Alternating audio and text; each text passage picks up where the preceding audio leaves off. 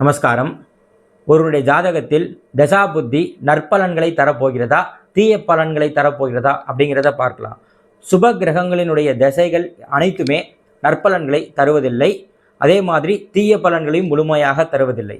அசுப கிரகங்களினுடைய தசை சனி ராகு கேது போன்ற திசைகள் முழுமையாக அசுப பலன்களை தருவதில்லை, மாறாக நிறைய யோக பலன்களையுமே தருகிறது.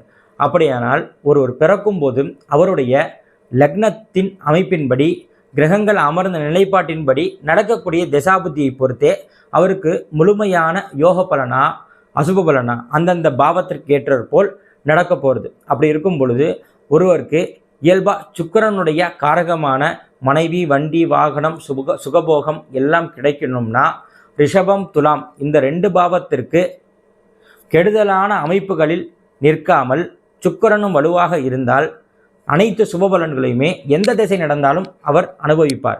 மாறாக சுக்கிரனும் கெட்டு திசைகளும் முழுமையாக கெட்டிருக்கும் பொழுது அவருக்கு சுக்கிர திசையே நடந்தாலும் அவருக்கு அந்த பலன்கள் முழுமையாக அனுபவிக்க மாட்டார். மாறாக அதன் மூலமாக கெடுபலன்கள் அல்லது கெட்ட பெயர்கள் போன்றவை வந்து சேரும். அதனால் கிரகங்கள்ன்றது பொதுவாக அவர்களுடைய வலிமையை பொறுத்து மட்டுமல்ல, தசாபுத்திகளின் மூலமாகத்தான் அனைத்து விதமான சுபபலன்களையுமே கிடைக்கும். அதே மாதிரியாகத்தான் ஒவ்வொரு பாவமும் சரி, ஒவ்வொரு கிரகத்தினுடைய காரக பலனும் சரி ஒருவருக்கு முழுமையாக கிடைப்பதற்கும் அனுபவிப்பதற்கும் கிரகங்களினுடைய வலிமை, பாவம், தசாபுத்தி இதனுடைய முழு அமைப்பை பொறுத்தே அமைகிறது. மேலும் அவர்களுடைய ஜாதகத்தின்படி குடும்பம், முதலீடு, தொழில், கணவன் மனைவி ஸ்தானம் மற்றும் யோகங்கள், வெளிநாட்டு பிரயாணம் இது அனைத்துமே நடப்பதற்கும் அதன் மூலமாக சுபபலன்களோ அசுபபலன்களோ அனுபவிப்பது எல்லாமே நடப்பு தசாபுத்தியினால் மட்டுமே.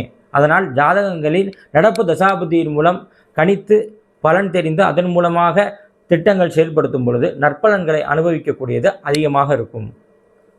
நடப்பில் என்ன தசாபுத்தி நடக்கிறது என்பதை தெரிந்து கொள்ளும் பொழுது அதன் மூலமாக நாம் நிறைய